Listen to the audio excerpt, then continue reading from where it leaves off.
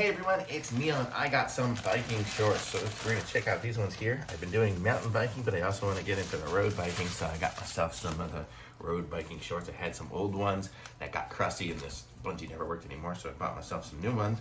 So we're gonna check these things out. I'm actually wearing a pair of blue ones now, but I'm gonna try this one here. I got a size medium. So I'm gonna try these on and I'll be right back.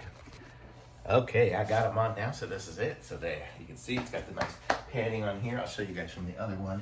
This is kind of what the padding looks like here. It's got the padding there, goes around, feels nice.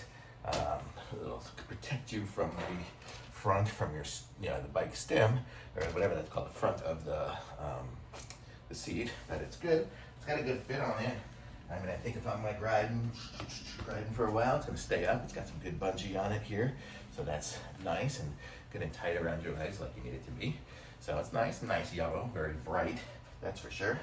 And these are size medium, and I'm about 185 pounds now. I'm way too fat, but they seem to fit good, nice and good. So thumbs up for me on these. Links in the description. Like this video, subscribe to my channel, and I'll be back with some more reviews soon.